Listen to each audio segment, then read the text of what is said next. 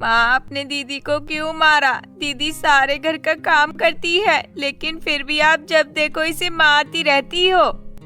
तुम ज्यादा जुबान न चलाओ, बढ़िया ही दीदी वाली। अगर तुमने अब दीदी की साइड ली तो देखना तुम्हारा क्या हाल करती हूँ। ये माँ अपनी बेटियों से किस तरह बात कर रही है और इन्हें इतना मार क्यों रही है? क्या माँ ऐसी भी होती है? जानने के लिए पूरी कहानी देखते हैं। ये कहानी है पायल की। पायल की एक छोटी बहन रेखा थी। पायल और रेखा के बचपन में ही पायल की माँ का देहांत हो गया था। अब पायल के पिता से दो छोटी छोटी बच्चियों को संभालना और काम करना मुश्किल हो गया था। वो या तो घर में रहकर दोनों बच्चियों की देखभाल करता या फिर काम पर जाता। पायल के पिता ने दोस्तों के कहने पर दूसरी शादी अंजलि नाम की लड़की से कर ली। अंजलि पायल और रेखा का ख्याल रखती और इन दोनों के पिता बेफिक्र होकर काम पर चले जाते, क्योंकि वो जानते थे कि उनकी बेटियां अब घर पर अकेली नहीं हैं। ऐसे ही समय बीत रहा था। अब पायल और रेखा बड़ी हो रही थी। पायल के पिता की कमाई इतनी ज्यादा नहीं थी कि वो इन दोनों का स्कूल में दाखिला करवा दे। अंजलि घर का काम काज करती और दोनों बेटियों की देखभाल करती। अब पायल 12 साल की और रेखा 10 साल की हो चुकी थी। गर्मी का मौसम था। एक दिन पायल के पिताजी का काम पर ब्लड प्रेशर बढ़ जाता है। सब लोग उन्हें फौरन हॉस्पिटल ले जाते हैं, लेकिन हॉस्पिटल जाने से पहले ही उनकी मृत्यु हो गई। पायल, रेखा और उनकी माँ अंजलि बहुत रोती हैं। अब सारी जिम्मेदारी अंजलि पर आ जाती है, लेकिन अंजलि ने भी ठान लिया था कि वो अब कुछ नहीं करेगी। मैंने सारी जिंदगी इन दोनों को पालने में गुजार दी और अब तो मेरे पति भी नहीं रहे। अब तो मुझे ही कुछ करना होगा, लेकिन इन दोनों की वजह से तो मुझसे कोई शादी भी नहीं करेगा। लेकिन मैं भी अब इन दोनों से ही काम करवाऊंगी। अंजलि अब दोनों बहनों पर बहुत जुल्म करती थी। उसने बड़ी बेटी पायल को घर के कामों में लगा दिया। पायल सारे घर का काम किया करती और रेखा लोगों के घरों में काम करती थी और सारे पैसे अपनी माँ को दिया करती। उससे माँ खुद ऐश करती और उन दोनों को पूछती तक नहीं। एक दिन पायल किचन में खाना बना रही थी कि तभी अचानक से उसका हाथ जल गया, तो वो ऊंची आवाज में रोने लगी। उसकी आवाज सुनकर रेखा भागती हुई पायल के पास आई और कहा, दीदी क्या हुआ? अब क्यों रो रही हो? पायल रेखा को सारी बात बता देती है, तो रेखा फौरन अपनी माँ के पास जाती है और उससे कहती है, माँ, पायल दीदी का हाथ जल गया है। कृपया करके आप उसे देख लें और दवाई दे दें।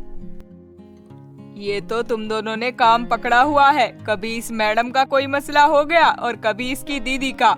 मेरे पास लगाने के लिए कुछ नहीं है, निकलो यहाँ से। रेखा फौरन उस घर में जाती है जहाँ वो काम करती थी और उनसे कुछ पैसे उधार लेती है और उन पैसों से पायल का इलाज करवा देती है और पायल को दवाई भी करवाती है। तो पायल कहती है, रेखा तुमने इतनी देर कहाँ लगा दी और ये दवाई कहाँ से लेकर आई हो? पायल रेखा से कहती है, तुमने वहाँ से पैसे क्यों लिए? अगर ये बात माँ को पता चली तो तुम जानती भी हो क्या होगा। जो होगा देखा जाएगा। मुझे जो सही लगा वो मैंने कर दिया। महीना खत्म होने वाला था।